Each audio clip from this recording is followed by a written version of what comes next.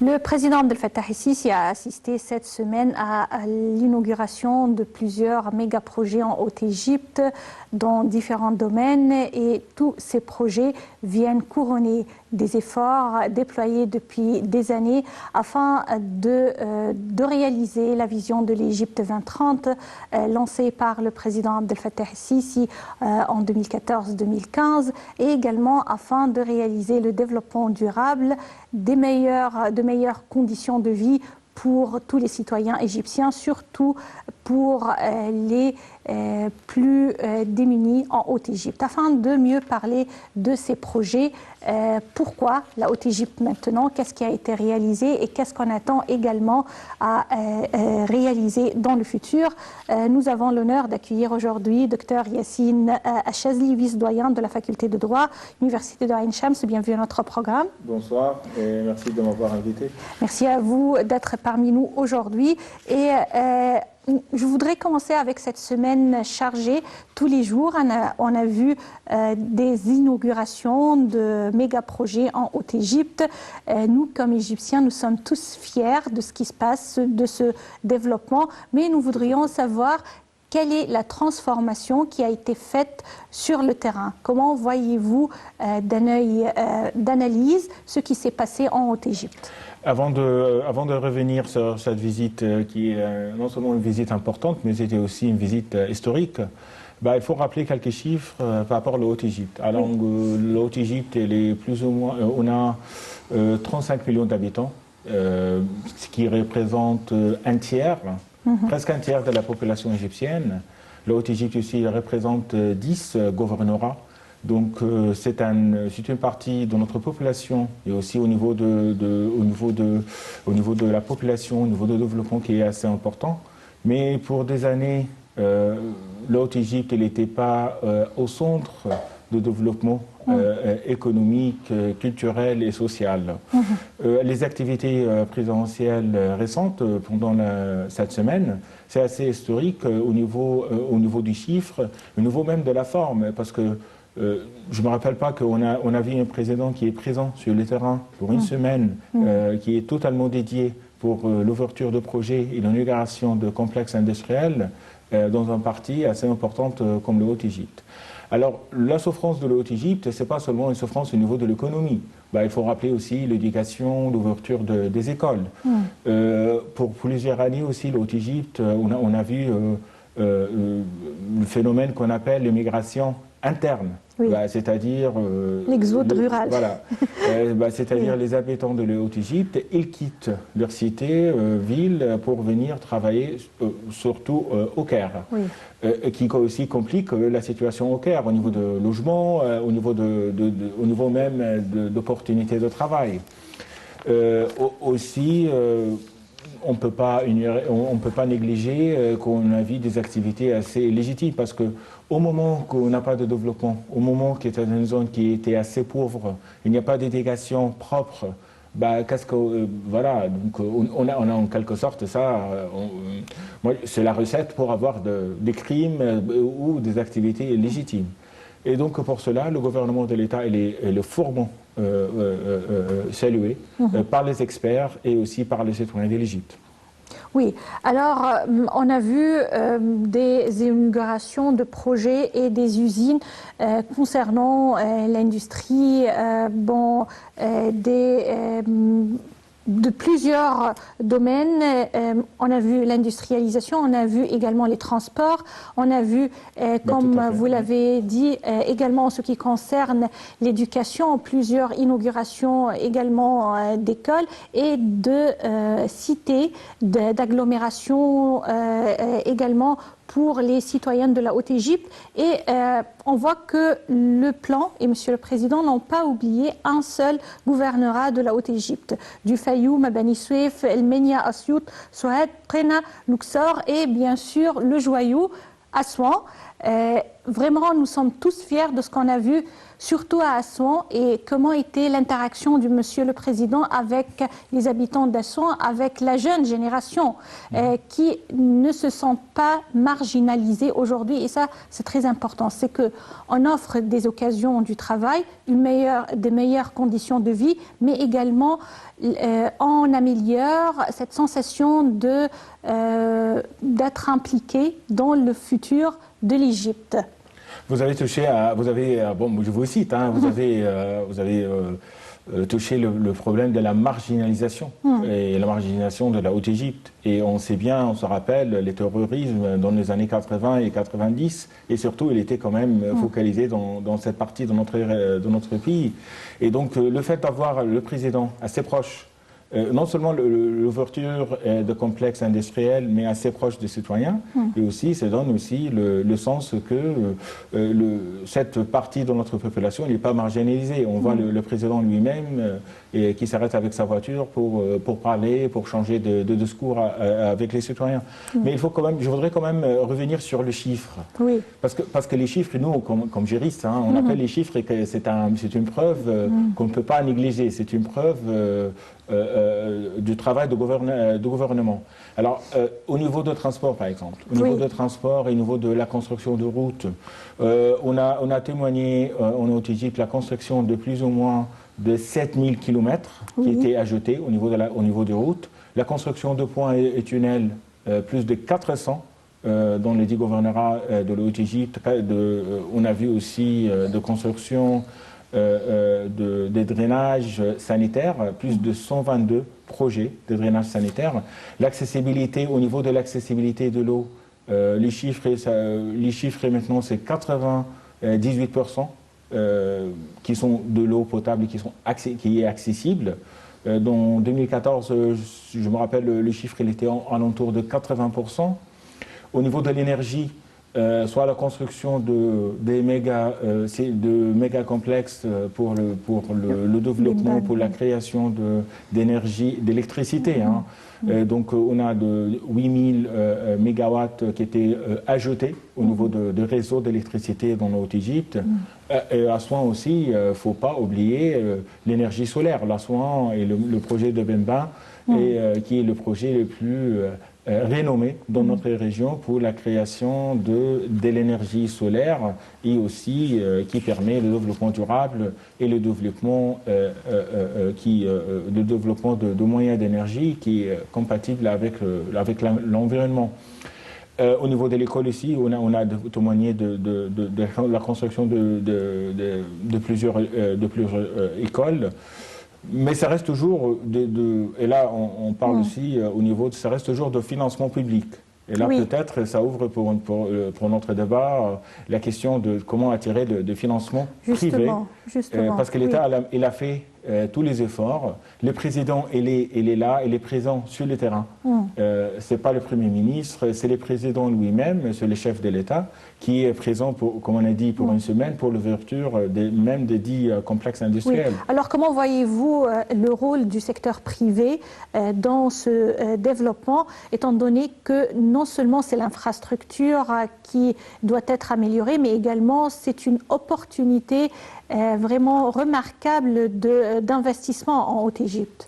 Donc l'investissement, il y a moi je dirais des conditions qui sont préalables pour l'investisseur. D'abord, il faut la stabilité. Donc il n'y a pas d'investissement sans stabilité. Et là, l'État égyptien, il a achevé la stabilité. On ne peut pas ignorer que la stabilité, soit dans la Haute-Égypte, soit au niveau de pays. Donc ça, c'est un point très positif. Parce que l'investisseur, il cherche toujours d'opportunités, mais il cherche toujours des opportunités qui sont stables. En plus, il faut donner aux investisseurs les outils pour l'investissement, c'est-à-dire la construction de routes, c'est-à-dire la possibilité d'avoir d'électricité sans avoir de coupure d'électricité. Et aussi, il faut avoir de main-d'œuvre qui sont capables et qualifiées pour intégrer l'opportunité, pour intégrer le marché d'emploi. Et là, toujours, c'est un autre défi quand même. Donc l'État, il a fait les efforts, il a multiplié les efforts. Le financement public, il était multiplié par 500 ou 400 dans l'Haute-Égypte. Ce sont des chiffres qui sont énormes. En plus, il y avait une entité, on a une entité qui a été créée, une entité gouvernementale, c'est l'entité pour le développement de la Haute-Égypte, alors qui sert aussi pour donner de plus en plus d'importance pour la Haute-Égypte au niveau du développement durable du pays. Donc voilà aussi une entité qui sert aussi pour faciliter le développement. Mais attirer les secteurs privés et les investissements. Alors, on a la stabilité, on a l'infrastructure, des méga-projets, mais aussi il faut donner aux investisseurs des investissements ciblés. C'est-à-dire, est-ce qu'on a besoin d'avoir des centres commerciaux dans l'Haute-Égypte ou l'exploitation de ressources naturelles? Et là, ça quand même, ça nécessite que le gouvernement prépare, moi je dirais, ou surtout au niveau des investissements, une carte géographique avec les ressources naturelles qui existent en Haute-Égypte et l'investissement qu'on a besoin. On n'a pas seulement aussi que des besoins de création d'usines, on a aussi des créations de petites et moyennes entreprises, des PME, de donner aussi des chances pour la créativité, pour l'entrepreneur, pour la créativité des jeunes, et non seulement de méga-projets. Donc les méga-projets, ils étaient financés par l'État et il était fait, mais pour le secteur privé, on a besoin de centres logistiques pour le transport de produits. L'accessibilité aux mers. On sait que la Haute-Égypte, il n'est pas loin de la mer Rouge. La mer Rouge. Alors pourquoi pas projet un port maritime pour aussi faciliter les exports, la relation des exports de produits qui sont fabriqués dans la Haute-Égypte, avoir un port qui n'était pas loin. Parce qu'on a fait la route. La construction de route, ça sert à quoi? Ça sert aussi pour le coût de transport qui était très élevé auparavant. Maintenant, c'était assez accessible par les investisseurs. Et aussi la création de relations de transport, ce qu'on appelle de transport multimodèle, c'est-à-dire d'avoir un transport terrestre et un transport maritime.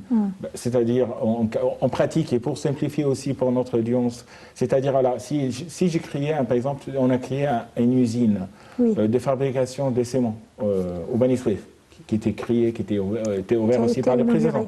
C'était le plus grand dans le Moyen-Orient. Alors on a besoin d'avoir une route de transport et un port qui n'était pas assez loin pour avoir des relations des exports. Parce que les exports, c'est essentiel. C'est essentiel au niveau au niveau d'avoir des sources financières des sources financières. Les recettes des devises, additionnelles, d'avoir aussi de plus en plus d'investissements étrangers et non seulement d'investissements de l'État. Et la question d'apprentissage, la question d'avoir de la main-d'œuvre qualifiée. Vous avez bien utilisé le mot de main-d'œuvre qualifiée.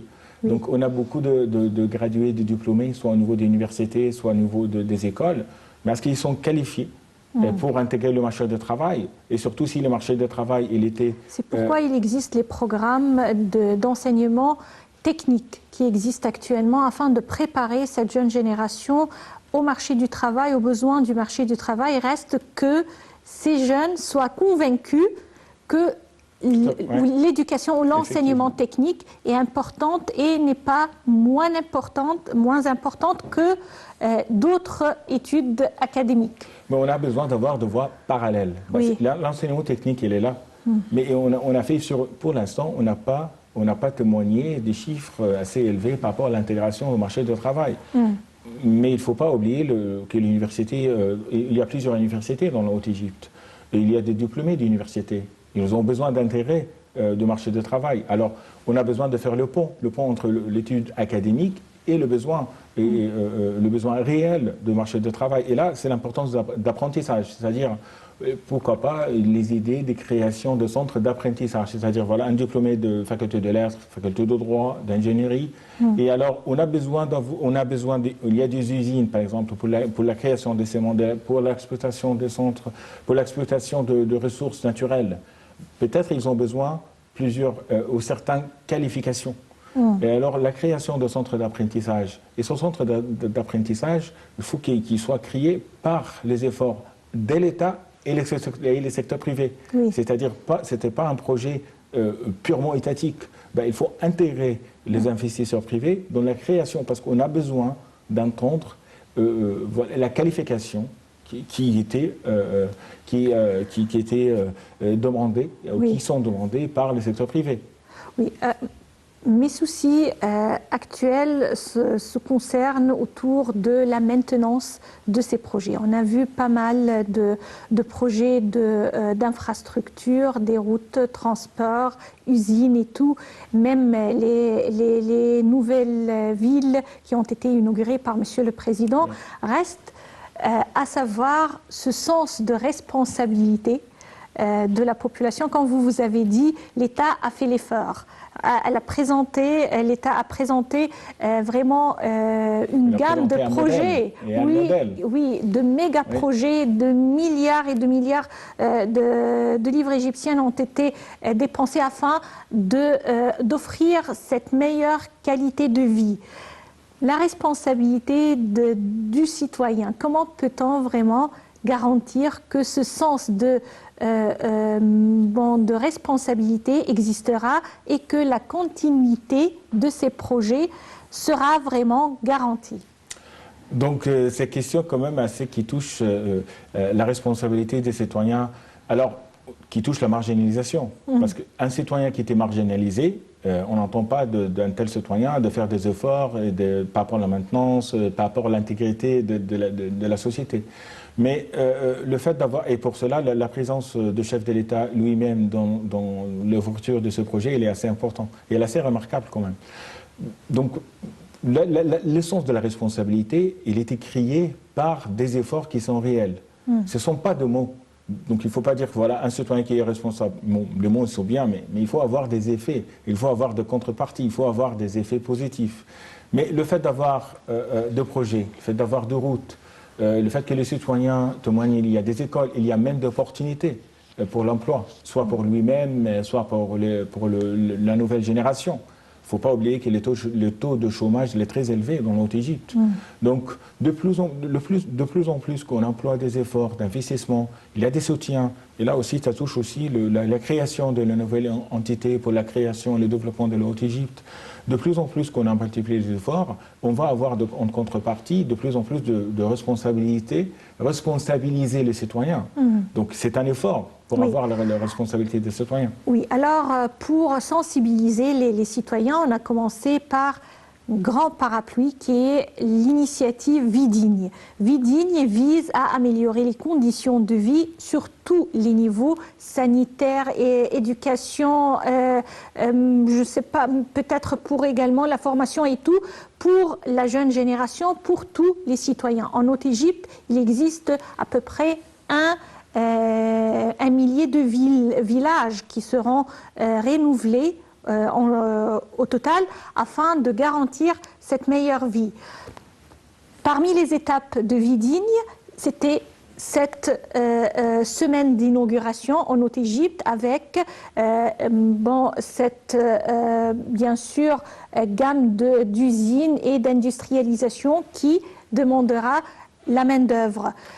Vie digne continuera en Haute-Égypte. Avec cette continuité, on peut également avoir ce sens non seulement d'intégrité et également de responsabilité, mais également ce sens de fierté, d'appartenir à cette initiative.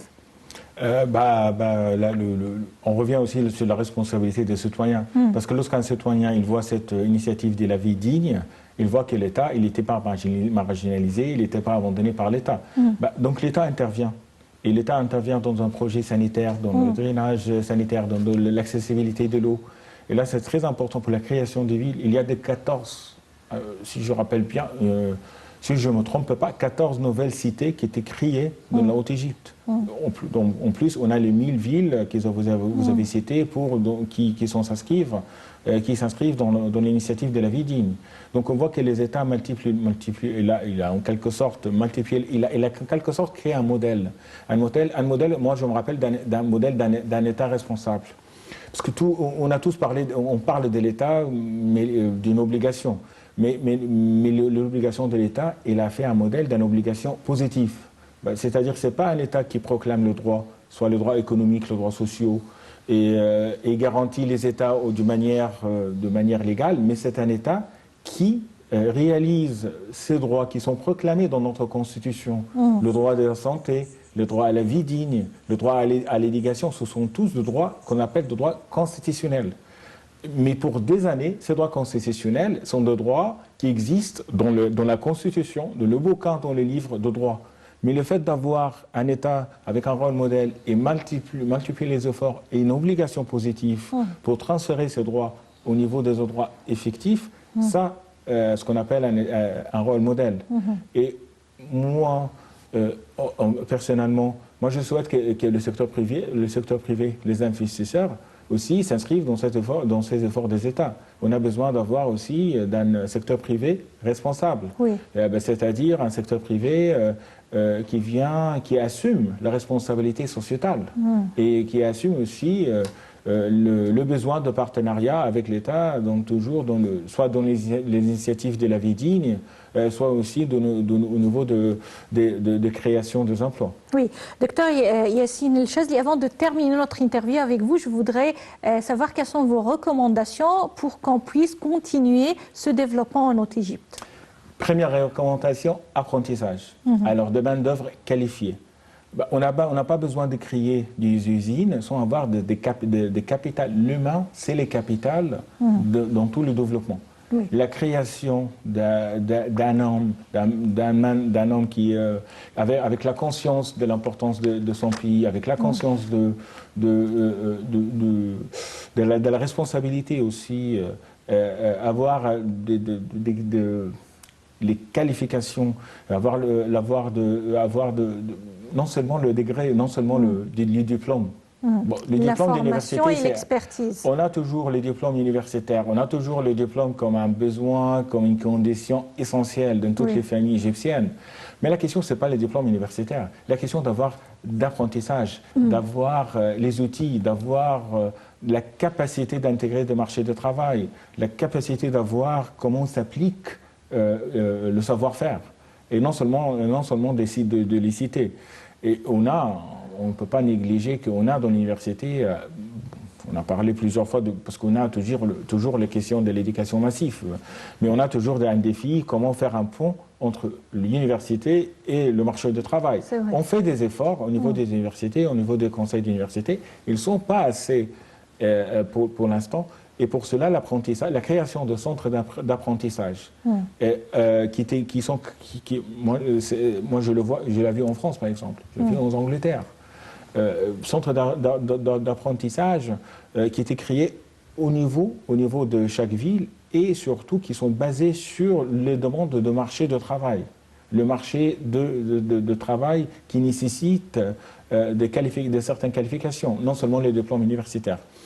La question aussi de l'accessibilité, non seulement de faire de route de l'infrastructure, l'accessibilité au niveau des exports. C'est-à-dire on a fait des méga-projets, mais on a besoin de voir un produit égyptien à l'extérieur.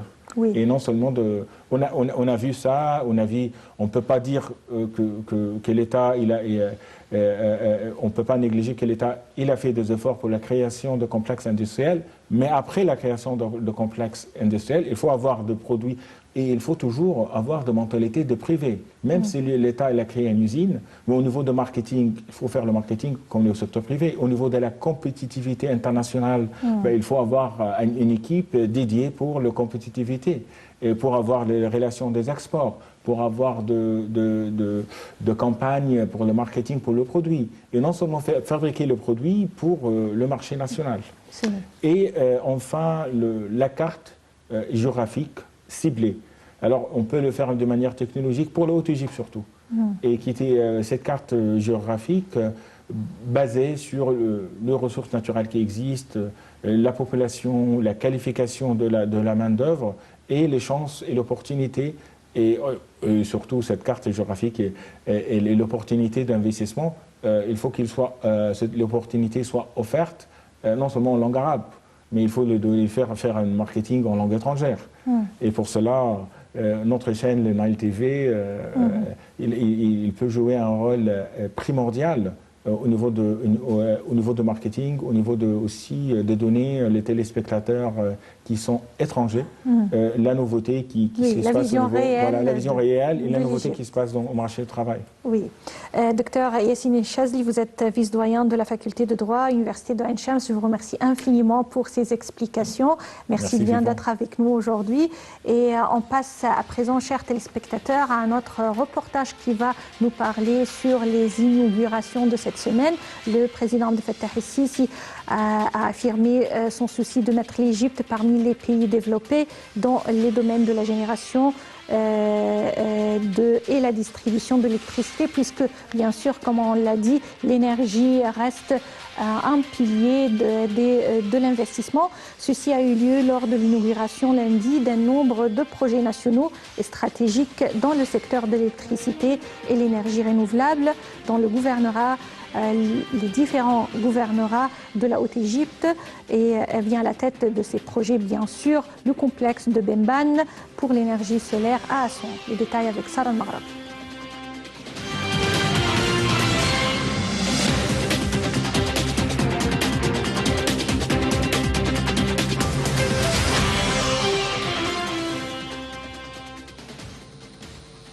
Le président Abdel Fattah el-Sisi a confirmé lundi que l'État considère le soutien de l'énergie et l'électricité comme une affaire de sécurité nationale.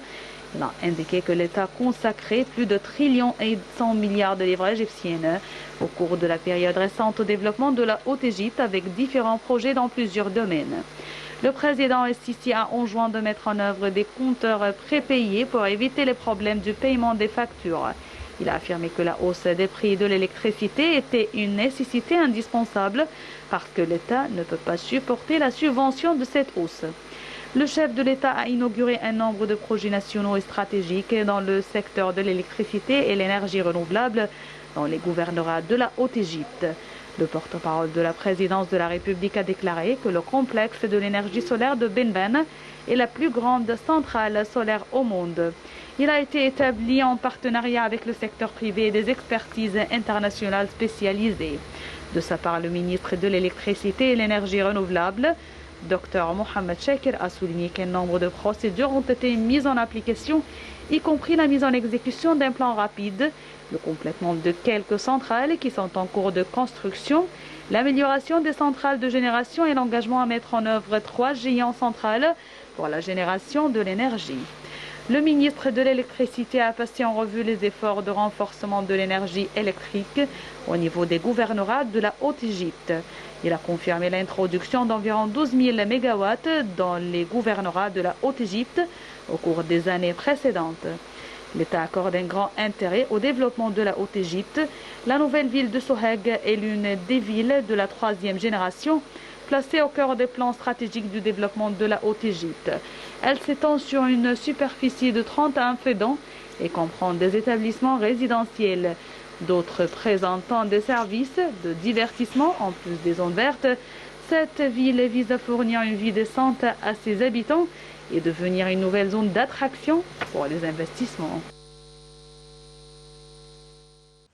Nous sommes toujours avec cette édition exclusive afin de parler d'une semaine d'inauguration de projets en Haute-Égypte parrainée par le président Abdel Fattah el-Sisi.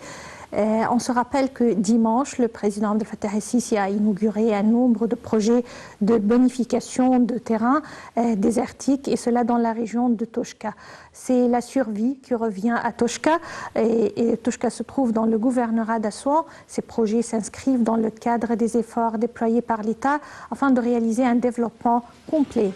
Le projet de Toshka Al-Khir, élaboré au sud d'Assouan, s'avère comme le plus grand projet de bonification de terrain au Proche-Orient et l'un des géants projets nationaux que le président el-Sisi a réussi à raviver après des années de négligence.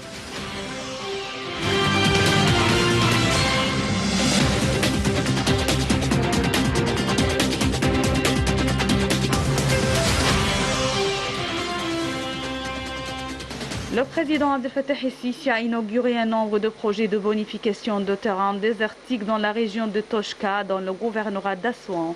Parmi ces projets figure celui de Toshka al-Khir, le plus grand projet de bonification agricole au Proche-Orient et l'un des géants projets que le président Abdel Fattah el-Sisi a réussi à raviver après des années de négligence. Au cours de l'inauguration, le président el-Sisi a donné des directives concernant l'éventualité de respecter le calendrier de l'achèvement des projets agricoles à Toshka. Il a aussi enjoint de déterminer rapidement le défrichement des terrains de superficie de 150 000 fédans jusqu'à ce que la production entre rapidement. Le chef de l'État a d'autre part indiqué que les eaux utilisées dans la culture des terrains agricoles dans le nord et le centre du Sinaï viennent de la station d'eau de Bahr el-Bahr qui vient d'être construite où on a effectué un triple traitement des eaux usées dans l'agriculture. Selon le président el-Sisi, il s'agit de la première fois de l'histoire du Sinaï qu'on parvient à cultiver un demi-million de fédans. Saluant les efforts de l'architecture du projet, l'ex-premier ministre, le défunt Kamel Ganzouri, il a aussi baptisé le nouveau pont de Toshka du nom de l'ex-premier ministre, le défunt Kamel Ganzouri. Le président el-Sisi a souligné que l'État a créé des conditions favorables pour que ce projet soit une opportunité à saisir de la part des investisseurs. El-Sisi a ajouté que 60% des terrains de Toshka sont disposés à être cultivés et exploités. Le chef de l'État a d'autre part affirmé que tout projet élaboré à la Toshka est un projet gigantesque qui équivaut à la fondation du haut barrage. Le président el-Sisi a demandé aux médias de mettre l'accent sur l'ampleur de ces projets pour que l'opinion publique soit consciente de toutes les étapes de ces projets, de leurs frais et des énormes efforts déployés. Dans le même contexte, le directeur de l'organisme des projets du service national, le général Walid Hussein, a souligné que l'État a prouvé que sa vision était réelle en ce qui concerne la mise en place du projet Toshka, qui était contesté à l'époque. Lors d'une vidéoconférence, le président el-Sisi a par ailleurs inauguré l'autoroute Toshka-Est de Waynet de 360 km de longueur.